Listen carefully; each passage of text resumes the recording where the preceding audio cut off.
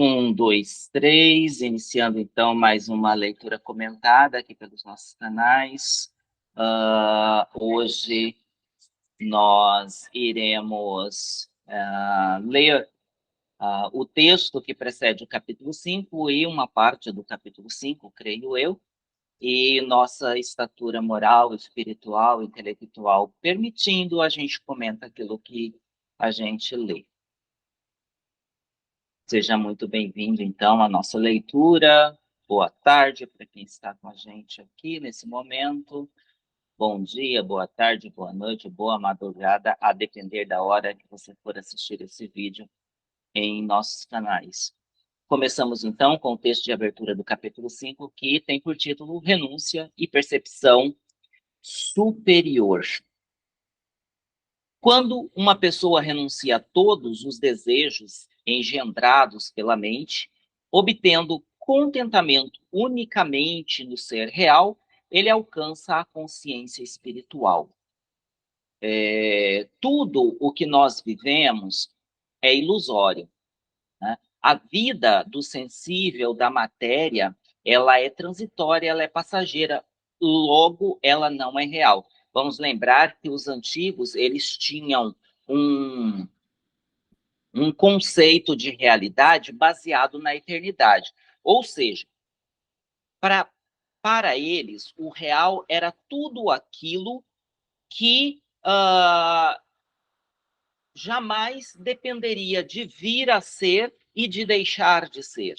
Então, tudo aquilo que simplesmente é, para eles era eterno. E isso era considerado real. Ou seja, se num determinado momento você vem a ser e no outro você deixa de ser, no momento você é manifestado, no outro você é ocultado da criação, ou seja, você não é real, você é transitório, você é ilusório.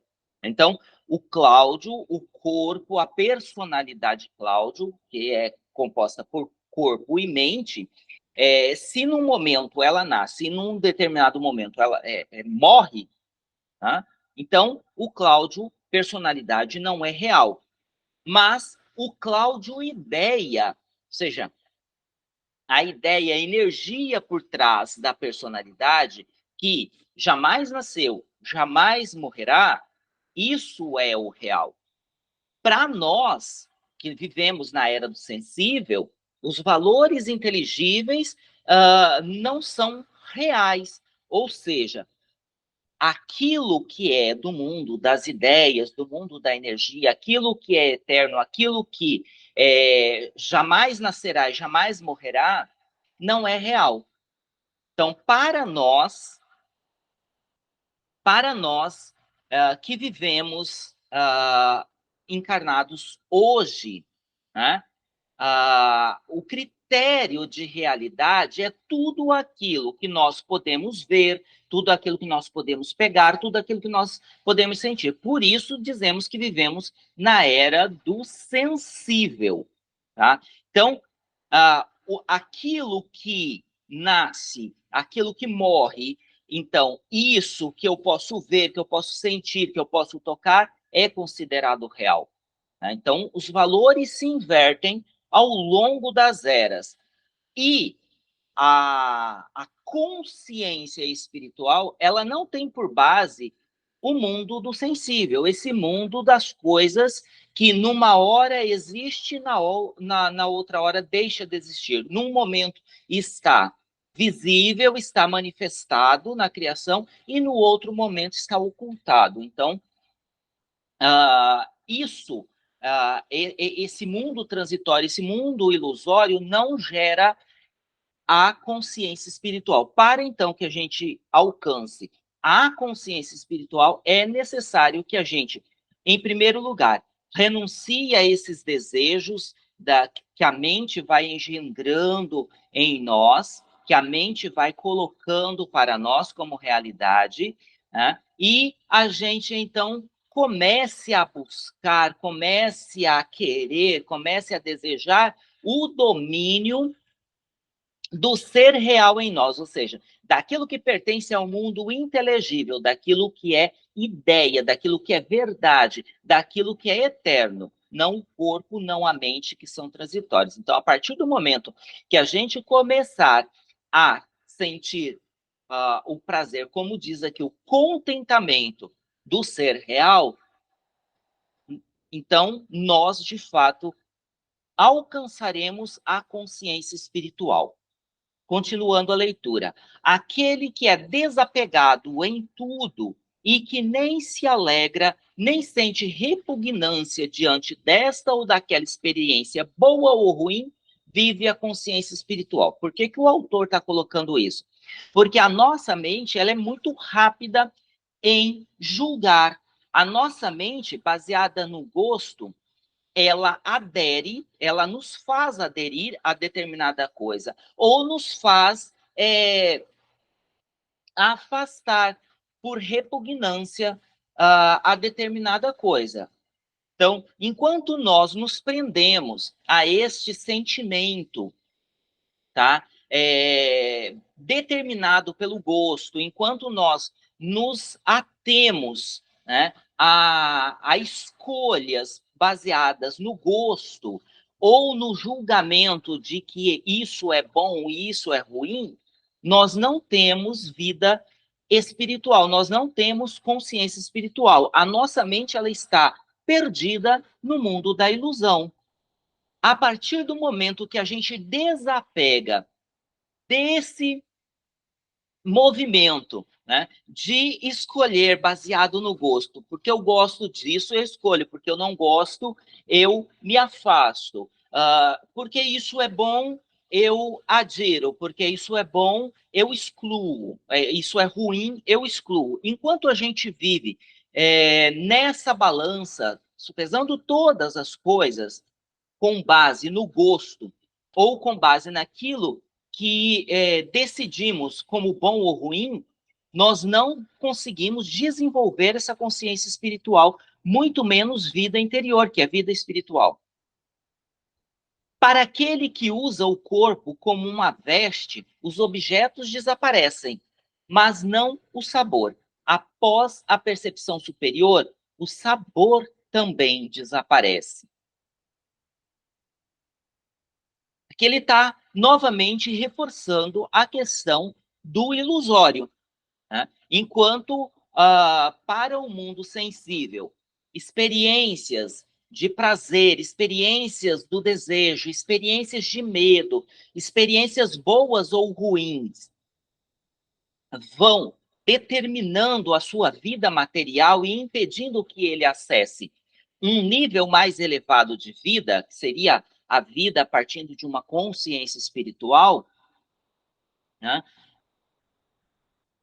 O corpo, que é o veículo para quem somos em essência, também é transitório, também é passageiro. Então, esse corpo, ele é como se fosse um vestuário, como eu coloquei, um veículo para aquilo que somos em essência, para a nossa consciência, para o nosso espírito. Em relação a esse espírito, como os objetos que aparecem e desaparecem, o corpo também aparecerá e desaparecerá, né? As coisas em si, como ele diz aqui, desaparecem, mas o sabor delas não. À medida que nós nos despertamos para uma busca de vida interior, para o desenvolvimento de uma consciência espiritual, esse eu superior, esse eu mais interno nosso, ligado à consciência superior, ligado à energia que é eterna, também não desaparece. A gente vai desenvolver essa percepção de que esse verdadeiro eu persiste, ele é eterno, né? Então, aí está o motivo da superação, da transcendência do eu mortal, do corpo material, da personalidade que é mortal, que é finita, ou seja, que vai uma hora desaparecer. Entretanto, os sentidos agitados conseguem arrastar à força até mesmo a mente da pessoa que tem discernimento e ação renovados.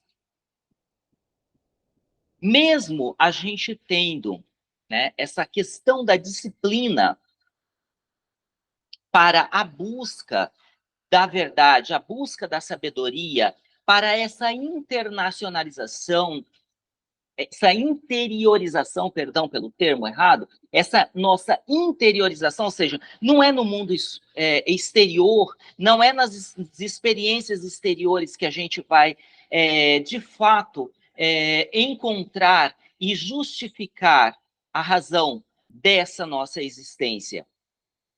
Então, à medida que nós nos disciplinamos em buscar dentro de nós a nossa essência, em buscar dentro de nós o sentido para a nossa existência, não significa que a gente vai aí permanecer, né, nesse interior, nessa nossa identidade, nesse nosso centro, o tempo todo. Né? Como eu disse, a gente está buscando, a gente ainda não é um sábio, a gente está buscando a sabedoria. Então, é comum nessa caminhada a gente volta e meia olhar para trás, né? Então, aí entram algumas figuras mitológicas, algumas figuras simbólicas, né, daqueles que olham para trás, olham para o caminho que já foi percorrido e para nele, e estagna, né? Porque a gente vai ter determinadas dificuldades e a gente vai, então, por sermos ainda buscadores e não sábios de fato, querer desistir da caminhada. Né? Controlando todos os sentidos, unido e atento a mim, ele se sente bem, pois a consciência espiritual dos que têm os sentidos sob controle encontra-se bem estabelecida. Isso daqui já é quando nós conseguimos, de fato, desenvolver a nossa identidade, se estabelecer nesse centro e, a partir dele, deixar, então, essa consciência espiritual dominar a nossa vida, dominar todos os nossos sentidos. Então, aí sim, a gente vai, nesse centro, nessa consciência espiritual, ficar bem. Quando uma pessoa contempla os objetos, nasce o contato direto com eles. Desse contato brota o desejo, do desejo produz-se a ira. Da ira vem a confusão, da confusão a perturbação da memória, da perturbação da memória a destruição da faculdade da sabedoria. Com a destruição da faculdade da sabedoria, o homem se perde. Veja bem, quando nós despertamos a consciência eu, que é essa consciência que se identifica com ela mesma, ou seja, Cláudio é isso daqui, né? O Cláudio é desse jeito, né? Veja bem, quando nasce essa consciência se identifica com ela mesma, ela tem, então,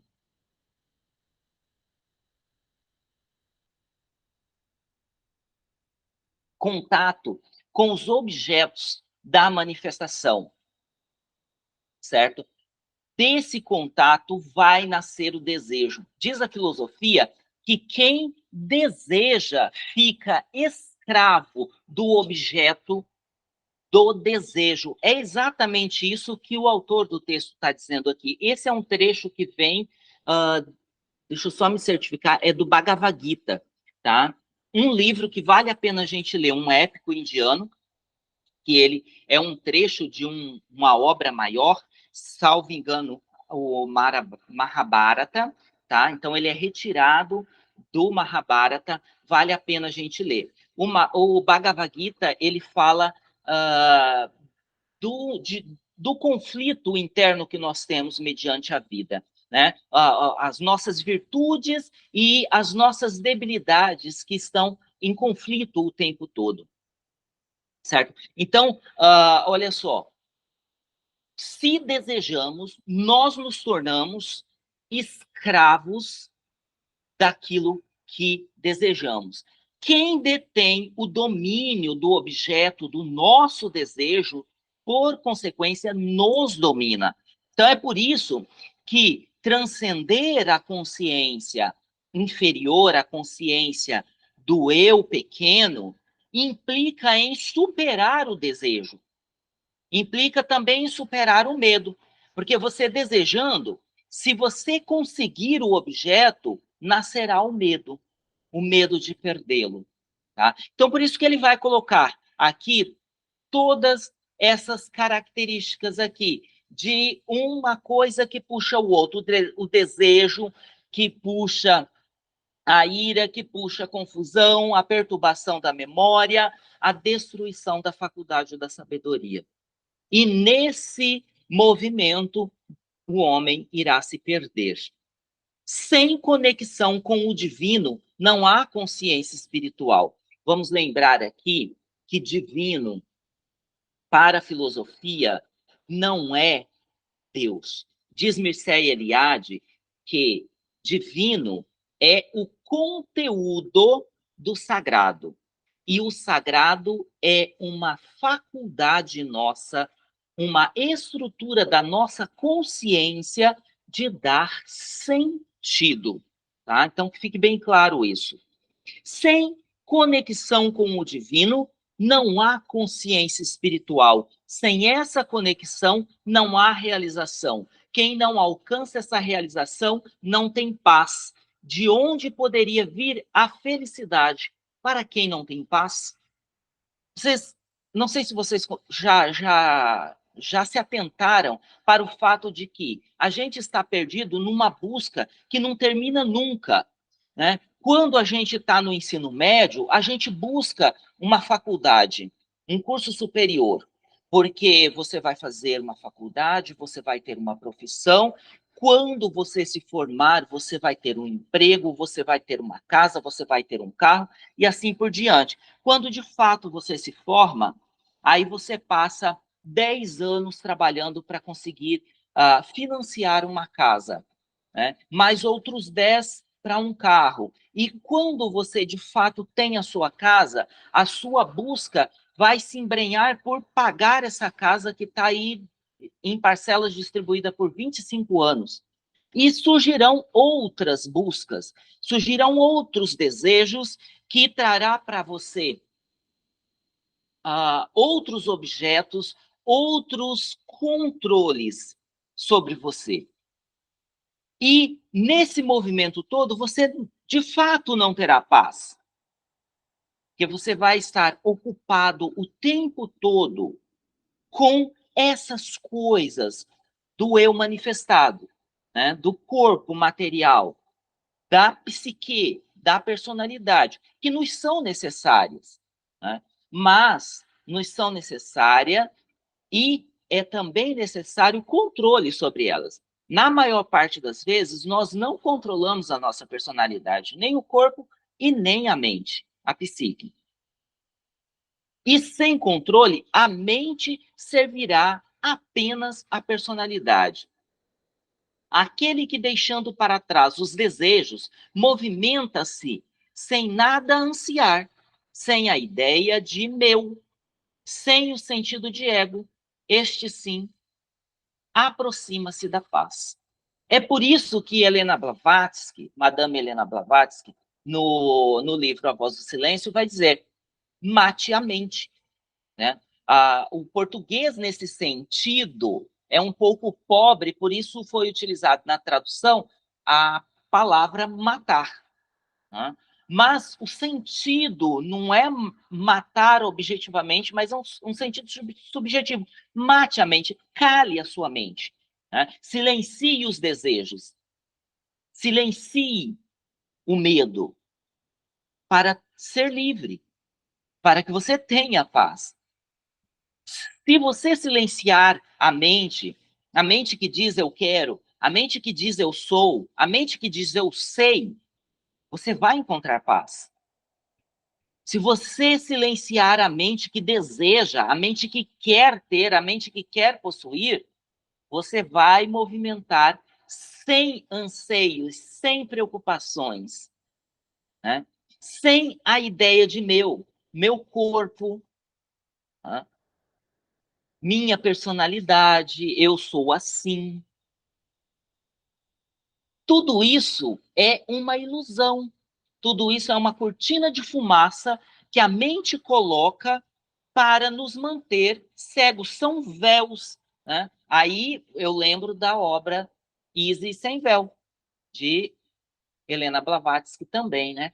É necessário que a gente vá tirando esses véus ilusórios para que a gente, de fato, sem essa ideia de eu, sem esse sentido de ego, se aproxime da paz. Esse é o estado de Brahma, o espírito universal. Quando alcança esse estado, o homem não é mais iludido. O homem não é mais iludido. Quando repousa nele, até mesmo a última hora, ele alcança a fusão com o fundamento universal. O que ele está dizendo aqui, nessa última, nesse último períodozinho aqui do parágrafo? Quando repousa nele, até mesmo na última hora, ele alcança a fusão com o fundamento universal. Ou seja, aquele homem que vence o desejo e que, de fato, estabelece o domínio da consciência espiritual sobre o ego, ele, até mesmo nos seus últimos suspiros, ele vai estar em paz. Ele não vai temer a morte, porque ele sabe que o que está morrendo, o que está deixando de existir, o que está sendo ocultado, é apenas a matéria, o veículo no qual a sua consciência navegou durante a manifestação. Ele não vai temer a passagem, porque ele sabe que a barca, para a sua consciência continuar navegando, foi construída sob virtudes, valores e sabedoria, né? Então, ele se funde ao fundamento universal. Agora, de fato, vamos entrar no capítulo 5, que tem por título o processo alquímico do solve et coagula, ou seja, aquilo que dissolve e aquilo que coagula, que é um princípio da alquimia medieval. Cabe dizer aqui que a linguagem dos mestres alquímicos era uma linguagem extremamente simbólica. Por que eles utilizavam linguagem simbólica? Que hoje a gente pega textos, os textos são compostos majoritariamente por imagens com pouquíssimos textos. E esses pouquíssimos textos, um homem guiado apenas pela personalidade, pelo material, não vai conseguir entender, né? Porque eles falam de coisas simbólicas cuja chave para a interpretação não está na personalidade, mas sim no homem espiritual, tá? Então, a gente tem que ter muito cuidado quando a gente vai para o Google pesquisar sobre alquimia, tá? Porque senão a gente pode se deparar com algumas coisas e aí cometer o erro que dois garotos influencers aí no YouTube que produzem conhecimento cometeram, né? Que eles fazem uma série de vídeos zombando, fazendo piada com alguns princípios da alquimia, por não terem a chave de interpretação, né? Eles vão dizer lá na passagem onde os alquimistas falam de transformar a pedra bruta em ouro, um minério que não é nobre, em um minério nobre, em ouro, né? Eles vão dizer que os caras eram malucos, né? Porque ficavam, né, com a tal da pedra filosofal, tentando transformar pedra sem nenhum valor, pedra bruta, em ouro. E aí fazem uma série de piadas quanto a isso. Mas quem detém a chave para interpretar esse princípio sabe que os alquimistas ali não falam da pedra que você encontra ali no campo, ali na estrada. Eles estão falando do homem, rocha bruta, do homem animal embrutecido, né? Ao passar pela pedra filosofal, que pedra filosofal é essa? A filosofia se transforma, né, num homem de ouro. É disso que eles falam. Tá? Então a gente tem que ter muito cuidado.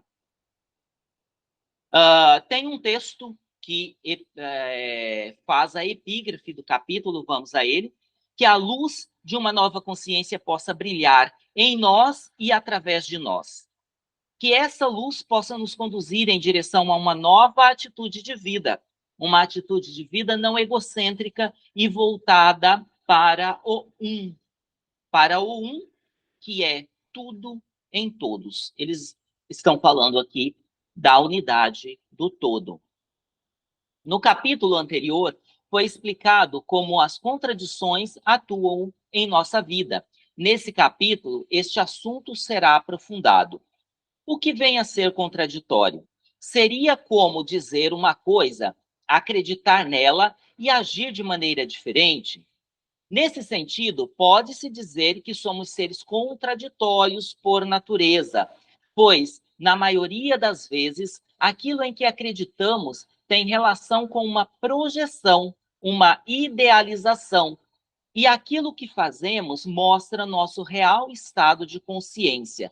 Isso aqui fica muito claro nos relacionamentos, né? Quando a gente se apaixona por uma pessoa, a percepção que nós temos não é da pessoa real por quem nos interessamos, tá?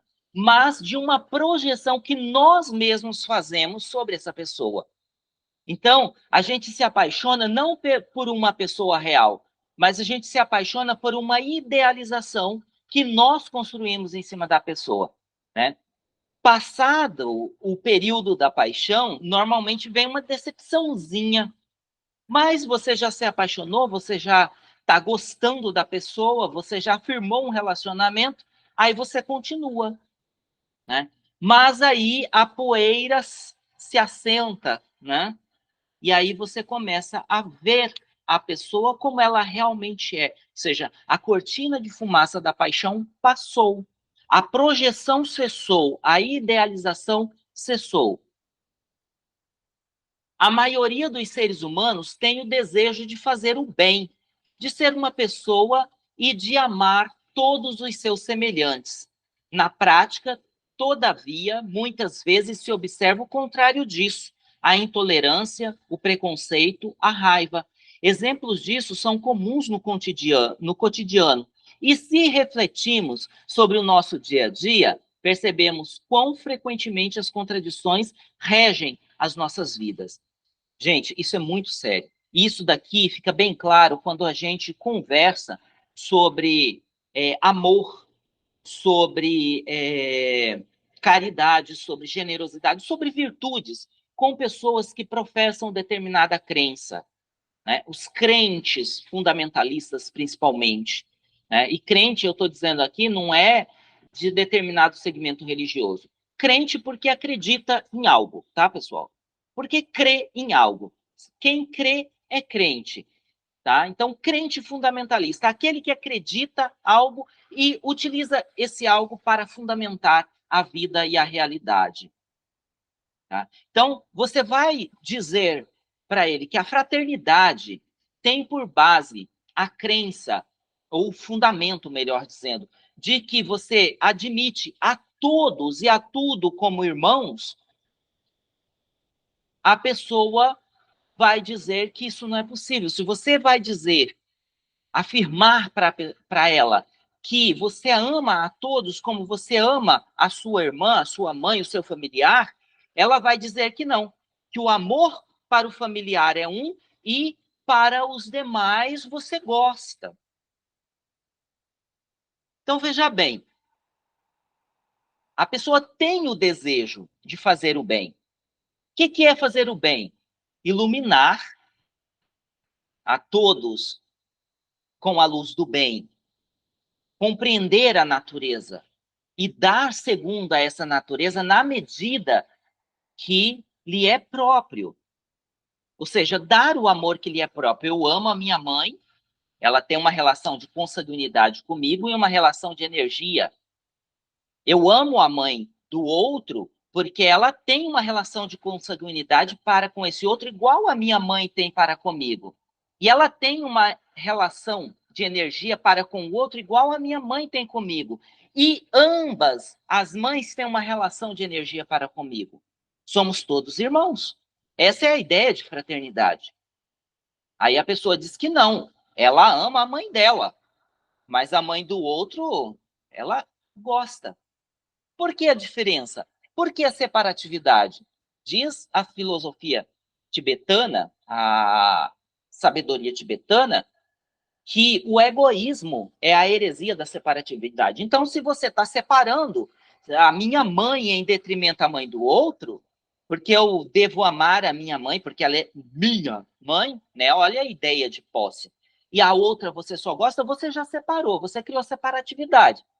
Né? Então, na prática, o seu desejo de fazer o bem está sendo contraditado com a sua atitude, com o seu comportamento. Né? As contradições, as consequências dessas contradições podem ser claramente percebidas cada vez que pensamos ou falamos sobre algo e agimos de modo diferente do que pensamos e falamos. Isso afeta a nossa saúde física e mental de forma consciente e inconsciente. Às vezes, nós não temos consciência de que nós estamos sendo incoerentes, nós estamos em contradição, né? Ao acreditar que a gente está fazendo bem. Por exemplo, quando a pessoa se diz caridosa, né? Ai, mas eu fui ensinada, né? Porque o meu pai me ensinou a ser caridoso, a dar o que sobra das roupas, né? A dar a comida que me sobra. Mas será que caridade, a virtude, seria dar coisas ou seria dar de si? Às vezes, o que as pessoas precisam não é de comida, não é de roupa somente. Às vezes, a necessidade da pessoa, além do prato de comida, é ouvir uma palavra de atenção, uma palavra de carinho. Às vezes, ela quer ser pertencente e você dizer para ela: meu irmão, eu sou como você. Meu irmão, eu vejo você. Meu irmão, dentro de mim está uma consciência que atravessa a você também. Dentro de mim está o olho do todo que também está em você. Né? E aí me ocorre aquela passagem do Sultratma, que é muito linda, que trata-se de um fio, né, de prata que atravessa várias pérolas e faz um cordão. E essas pérolas, identificadas consigo mesmo, estavam felizes se realizando com seu próprio brilho. Mas lá, pelas tantas, uma delas começa a sentir um grande esvaziamento e começa a rejeitar essa ideia do brilho como realização da existência dela. E ela não consegue entender isso, e ao longo do tempo esse esgotamento aumenta, esse vazio aumenta, tanto que ela se volta para o seu interior. E ao se voltar para o interior, ela vê um buraquinho dentro dela. E dentro desse buraquinho, um fiozinho, um pedacinho de fio de prata. Então, ela compreende que esse pedacinho de fio ali no interior é o sentido da existência dela. A partir dessa percepção, ela vai então descobrir que esse mesmo pedacinho de fio que atravessa ela, atravessa todas as outras pérolas, e esse fio é que dá unidade a todas as pérolas e as transforma em um colar. Sem o fio, seriam só pérolas. Não existia a unidade colar. Às vezes, o que o seu irmão está querendo, mais que um prato de comida para alimentar o corpo físico e o energético dele, é também sentir um com você, sentir com você uma célula que compõe esse corpo chamado unidade. E o que é que nos une? Esse momento de Deus, esse momento do todo em cada um de nós. O mesmo momento de Deus, do todo. Eu não gosto muito do termo Deus porque está muito esgarçado por causa dos usos religiosos que se faz dele. Né? Eu prefiro o todo. Esse momento do todo, esse olho do todo em mim, é o mesmo que atravessa cada ser na manifestação, na criação. Talvez o seu irmão que está aí do seu lado precise muito mais disso do que do prato de comida, né? E aí você, do alto da sua bondade, do alto da sua caridade, você se julga melhor. Quando o assunto é crença, a minha crença é sempre em detrimento às outras que são diferentes. Ou seja, você vai separar. E aí, onde que fica a sua caridade que seu pai te ensinou? A dividir as camisas, a dividir as calças, a dividir os sapatos? Como que fica?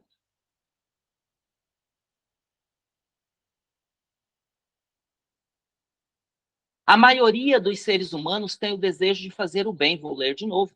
Ser uma boa pessoa e de amar a todos os seus semelhantes. Na prática, todavia, muitas vezes se observa o contrário disso. A intolerância, o preconceito, a raiva. Exemplos disso são comuns no cotidiano. E se refletirmos sobre nosso dia a dia, percebemos quão frequentemente as contradições regem nossas vidas. A questão da crença fica muito claro. Né? Eu amo o meu próximo, desde que ele esteja no mesmo templo que eu. Porque se ele estiver lá no terreiro da macumba, o sangue de Jesus tem poder. Né? Porque ele mexe. Olha, não seja amigo do fulano, não. Não seja amigo do Cláudio, porque ele mexe com aquelas coisas. Não seja amigo do João, porque ele está lá enfiado com aquela gente que faz macumba. Né? Olha, não queira chegar perto do Zé, porque o Zé é daquela seita. Né? É bem isso. Né? Ao invés do amor incondicional pregado pelos grandes avatares, a gente tem o amor de curralzinho, de cerquinha. Se tiver dentro do meu curralzinho, eu amo. Fora dele, não. Fora dele, a gente pode dar pedrada, a gente pode pegar a lâmpada, né, e bater na cara do outro, a gente pode destruir os templos, né, que se for em nome de Deus, está tudo certo. As consequências dessas contradições podem ser claramente percebidas cada vez que pensamos ou falamos algo sobre algo e agimos de modo diferente do que pensamos e falamos. Isso afeta a nossa saúde física e mental de forma consciente ou inconsciente. Isso muita gente sofre hoje sem que os médicos consigam diagnosticar ou quando diagnosticam um problema de ordem mental, não consegue atuar com eficácia nessa desordem mental. Aqui está o cerne do drama da humanidade. O ser humano pensa uma coisa, sente outra e age de maneira diferente do que pensa e sente. Isso seria como se entrássemos no banheiro para tomar um banho e, ao acionarmos o chuveiro, ao invés de sair água, acendesse o fogão. Pode-se imaginar o caos que seria no nosso dia a dia se as coisas acontecessem dessa maneira? Pois é exatamente isso que causamos a nós mesmos. Veja bem, claro que aqui ele usou uma figura, né, para tentar despertar a nossa consciência para essa incoerência que nós vivemos ao pensar, ao falar e ao agir diferente daquilo que pensamos e falamos. Né? Mas Em suma, como que isso se reverte no nosso dia a dia? Às vezes a gente chega na casa da pessoa, a casa é um brinco, um asseio só, né? Muito organizada. No entanto, a vida é uma desordem, né? Seria muito bom se da forma como a gente limpa e organiza a nossa casa, a gente agisse nos demais corpos nosso, né? A gente vai para o banheiro, a gente toma banho, a gente se higieniza para ir para o trabalho, por exemplo. Isso, a gente tem um cuidado extremo com o corpo físico. A gente toma banho, a gente escova os dentes aí no mínimo 3 vezes ao dia, não é? A gente passa fio nos dentes.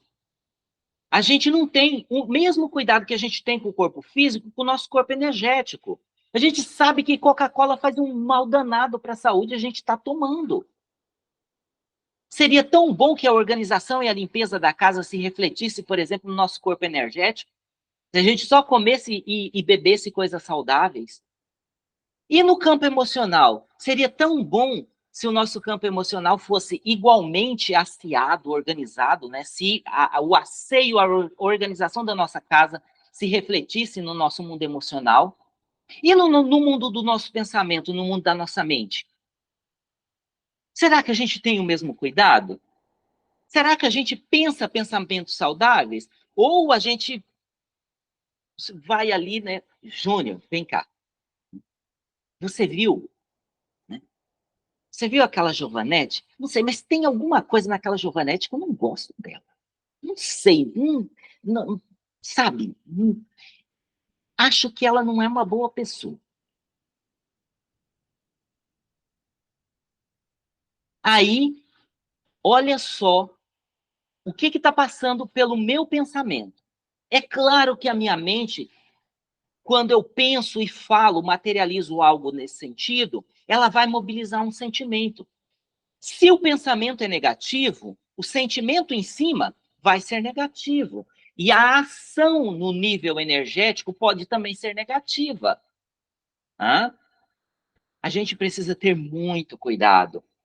Será que de manhã eu acordo já esbravejando ao mundo? Ou eu acordo desenvolvendo um sentimento de gratitude, agradecendo a vida, agradecendo ao universo por ter acordado e estar aqui manifestado?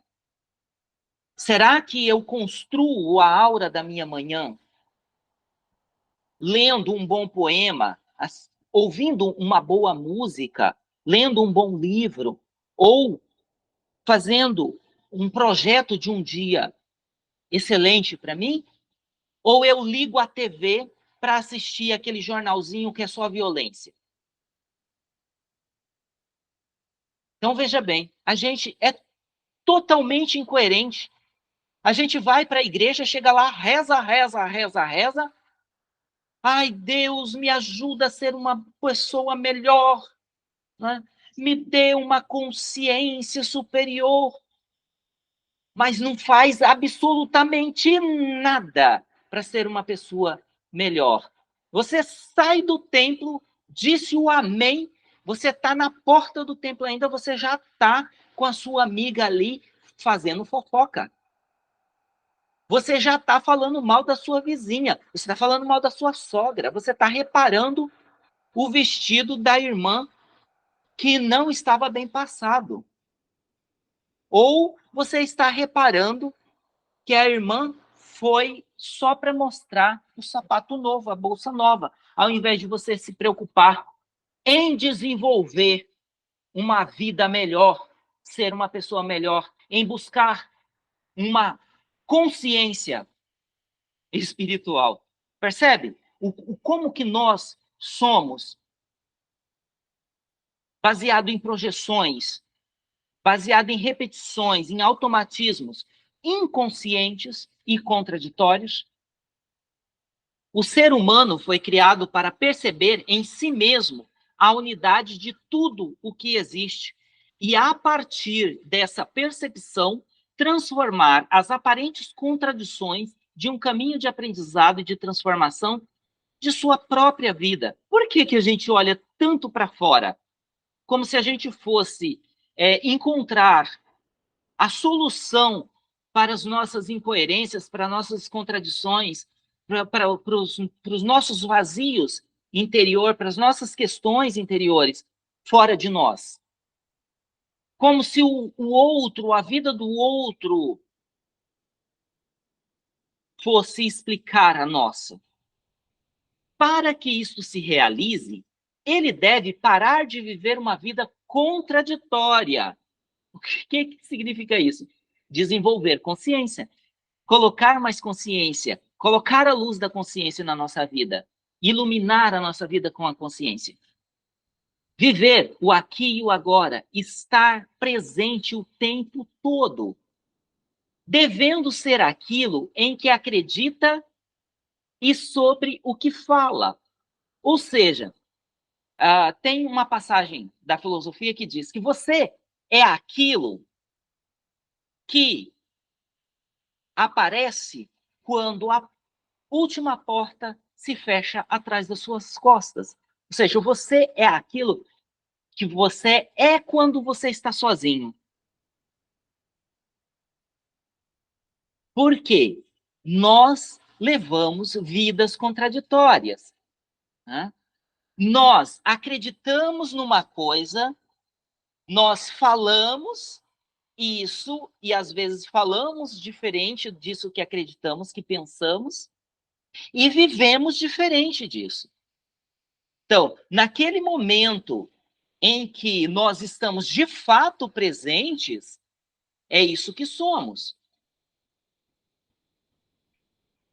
Então, para que a nossa vida seja transformada, devemos parar de viver vida contraditória. Ou seja, a gente precisa acreditar, a gente precisa pensar, a gente precisa fazer, falar e fazer exatamente tudo numa mesma linha. A gente não pode pensar, falar e agir numa outra linha. Certo? A gente não pode ser o virtuoso de cerquinha. Né? Eu penso que eu devo ser uma pessoa justa, eu falo que eu sou uma pessoa justa, mas eu sou justo para aqueles que estão dentro da minha casa comigo, para com a minha família, porque a família do outro que se dane, que se vire, que se lasque. Não, se eu sou justo comigo, eu sou justo com os que estão comigo, eu sou justo com aqueles que estão compartilhando comigo as mesmas crenças, os mesmos valores, e sou justo com todos aqueles que não estão compartilhando com isso, e sou justo com tudo aquilo que está na manifestação. De um grão de areia a um planeta. Eu serei justo. Porque não existe meia justiça. Existe justiça. Embora seja bastante simples de entender, isso não acontece no momento da realização, porque somos acostumados a projetar e a idealizar coisas que acontecem somente em nossa cabeça. A vida ideal, o emprego dos sonhos, o parceiro ou parceira perfeitos, o conto de fada que esperamos um dia ver realizado como por um encanto. Olhe para a sua vida agora. Não é exatamente isso que você faz? Veja agora diante dos seus olhos suas projeções. Não é verdade que estamos sempre projetando e esperando que amanhã seja melhor? Não é fato que você pensa que sua vida pode não estar ideal, mas assim que tiver aquele emprego, aquela pessoa, aquela situação, tudo ficará bem? Pois é, este é o motivo, o sentido da nossa vida, no geral. Projetar, visitar o passado constantemente para condicionar o nosso presente, a única oportunidade que temos de realizar, a única coisa real possível é o aqui e agora, e a gente está constantemente, como se olhássemos, né, tivéssemos olhos atrás na cabeça, olhando para o passado, né? Eu não vou fazer isso por causa que eu já tentei e fracassei, né? Por causa disso, olha, aquilo outro.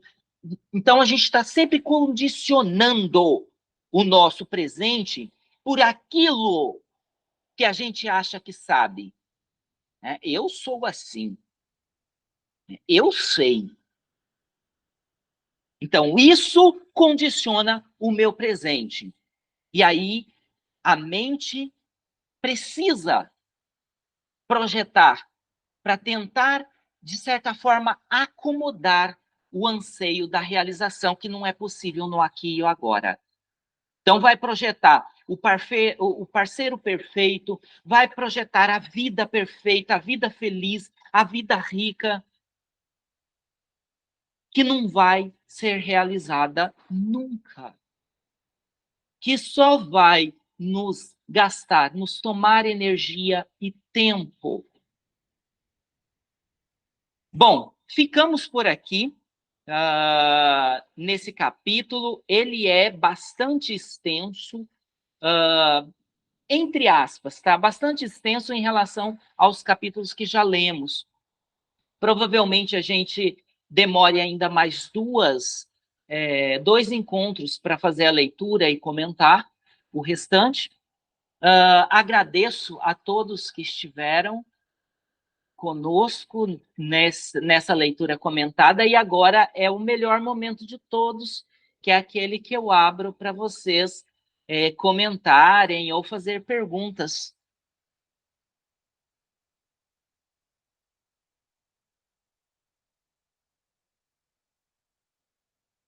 Júnior, Ana Rose, Jô. Hoje eu não tenho perguntas, padrinho. Hoje eu vou ficar mais na reflexão mesmo, porque muita coisa da aula é, foi, foi assim, um tapa na cara, sabe? Então hoje eu vou mais refletir mesmo e na próxima aula eu venho com as perguntas, tá bom?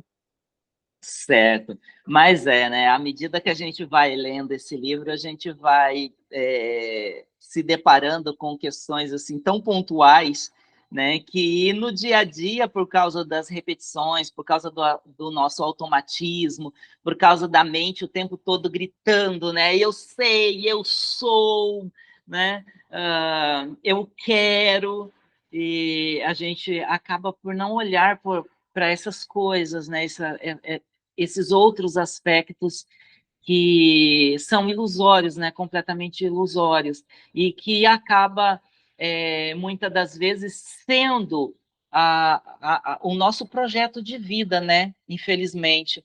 A gente pauta tanto a nossa vida por essas ilusões, né? Eu vivi muito tempo assim, acreditando que quando eu conseguisse comprar a harpa, né, que eu queria, o instrumento do meu coração, estudar a harpa, eu seria de fato feliz, né? E aí eu não comprei a harpa, né, mas eu estudei a harpa e eu comecei a estudar harpa num dia, no outro dia eu me vi um músico, né, à época já estudava licenciatura em música, um músico, violinista à época, estudante de licenciatura em música, estudando harpa, mas a mesma pessoa, com o mesmo vazio interior, com a mesma busca, com o mesmo esgotamento, né? E aí nasceu outra projeção, né? Que seria quando eu comprasse o instrumento. E fui trabalhar e economizar para comprar o instrumento, dei entrada no instrumento e tal, e nada disso resolveu nada, porque o meu professor foi embora, tive que desistir da compra do instrumento, perdi R$ 1.000. Uh, Enfim, a gente vai fazendo essas projeções, né? E quando você realiza, né? Tipo, quando eu começar a trabalhar, vou comprar um carro, aí eu vou ser feliz, né? Então, começou a trabalhar, comprou o carro, morra, fique feliz com a compra do carro e morra.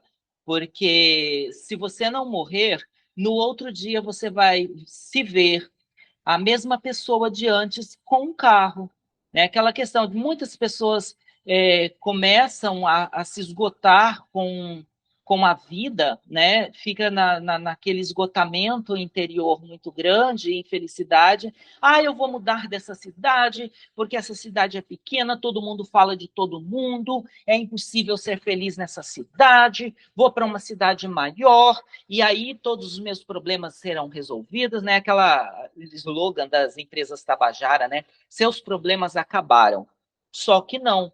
Ele se muda e no outro dia ele é a mesma pessoa com os mesmos problemas num endereço novo, num endereço diferente. Isso porque os problemas são internos, são da natureza humana, que precisa de observação, né, sem julgamento, precisa de iluminação com a consciência e precisa de sondagem para resolução, né? Esse problema que eu estou sentindo, esse esvaziamento, qual é a origem dele? Né? Esse problema que eu detecto aqui, né, de mentir muito, tem algo por trás. A mentira é só um gatilho, é só um efeito. Existe uma causa por trás disso que faz você mentir. E você só vai conseguir resolver esse problema, essa debilidade, doutrinar, dominar essa debilidade, se você entender a causa. Né? Eu sou colérico, por exemplo, eu já falei aqui para vocês em várias aulas, já dei exemplos das minhas cóleras. Né? Principalmente quando aparelhos eletrônicos deixam de funcionar. Eu quebrei vários celulares assim. Né? E aí, num determinado momento, eu comecei a olhar para isso. O que é, Cláudio, que te faz quebrar o aparelho? O problema, fui entender, o problema não está no aparelho. Um aparelho eletrônico, se ele fica muito carregado, vai ser da natureza dele travar. Por que eu não suportava que o aparelho travasse? Tinha que responder sempre bem no momento que eu queria, que eu precisava. E se isso não acontecesse, eu tinha ataques de fúria, ataques coléricos, que me fazia quebrar o aparelho. Então, eu fui entender que não é o aparelho, sou eu. E aí eu comecei a observar esses ataques de fúria. Né? E aí eu consegui dominar isso. Hoje, quando o meu notebook trava ou o celular trava, e eu estou fazendo alguma coisa, eu deixo ali quietinho, vou fazer outra coisa. Aí, quando eu volto, ele já está funcionando normal. Então, eu consigo prever, né, e não acionar o gatilho. Então, eu já entendi a causa, eu consigo prever o efeito. Então, a gente não tem essa consciência, não nos é ensinado. A religião serviria a isso, porque a religião ela é para desenvolver a bondade. Mas, ao contrário disso, a religião desenvolve o autoritarismo, desenvolve o fundamentalismo, desenvolve a tirania, desenvolve o ódio, né, o ódio do bem. Mas deveria desenvolver em nós esse tipo de consciência que eu citei aqui para vocês. Né? Deveria nos ensinar a nos sondar, a nos entender, né? A sondar os efeitos para entender as causas, porque entendendo as causas, a gente consegue controlar e prevenir os efeitos. Vamos usar a figura aqui da medicina. Medicina, você começa a sentir uma dor de cabeça, começa a sentir uma dor de cabeça, você toma um analgésico. Não passa, não passa, você vai ao médico. O médico vai pedir uma série de exames e aí ele vai ver os resultados desses exames para entender a causa da sua dor de cabeça. Porque se ele não entender a causa da sua dor de cabeça, ele vai dar remédios que vão tratar os efeitos, mas não a causa, entende? Que é uma doença. É preciso tratar a doença e não o efeito da doença. Então, isso é no plano físico. No plano energético, no plano emocional, no plano mental, sutil, mais sutil, como que isso funcionaria? Então, se eu tenho um pensamento muito acelerado e eu tenho um pensamento circular que fica circulando o tempo todo, e eu fico achando que as pessoas o tempo todo estão falando mal de mim, o tempo todo estão desejando mal para mim, o tempo todo estão mandando energia negativa para mim, esse pensamento circular é um efeito de uma causa, tem uma causa por trás desse pensamento. Se você não observar, sem julgar, você nunca vai conseguir. Aí você vai achar que você está com. As pessoas estão te invejando, estão te desejando mal, estão falando mal de você, né? Aquela pessoa que, de repente, está lá conversando lá distante, conversando um assunto qualquer, e aí você está observando, a pessoa meio que olha na sua direção, não olhou para você, aí você já pensa, olhou para mim, não gostei. Aí a pessoa mexe a boca, olha lá, já está falando de mim. Será que você é tão importante assim para as pessoas ficarem se ocupando de você? Olha, pare de se sentir estrela. Porque mesmo uma estrela, ela brilha em meio a milhões de outras estrelas iguais a ela.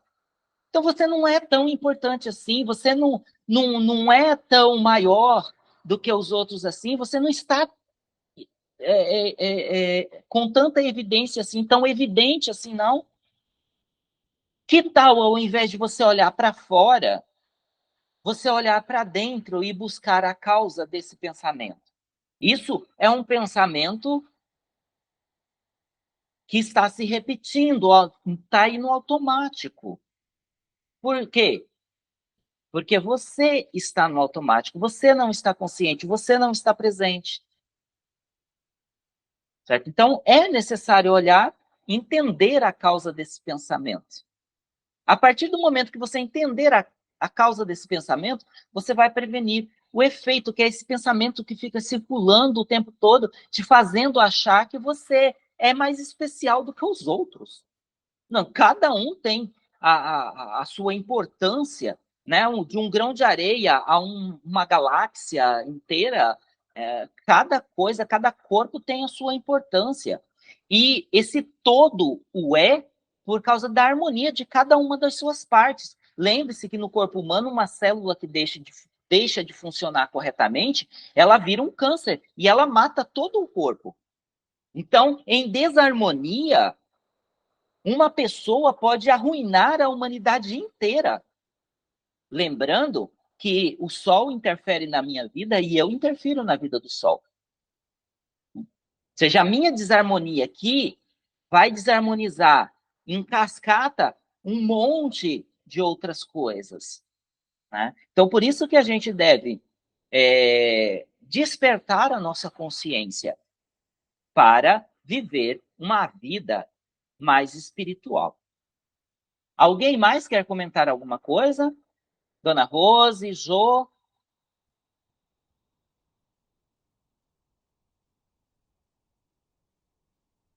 Se não, eu vou encerrar por aqui, agradecendo a todos pela presença, pela virtual presença aqui conosco, e agradecer também pelo momento de aprendizagem. É sempre um prazer muito grande, sempre aprendo muito quando estou nesses momentos, e convidá-los a fazer parte do nosso canal no WhatsApp, Reflexões do Calbenazzi, é só procurar lá e aderir. A gente tem reflexões quase todos os dias, para a gente despertar, né, esse nosso eu mais consciente e tentar implementar uma vida, desenvolver uma vida mais espiritual. E também para que vocês estejam conosco na nossa próxima leitura comentada. É um prazer muito grande sempre. Meu muito obrigado. Ficamos por aqui.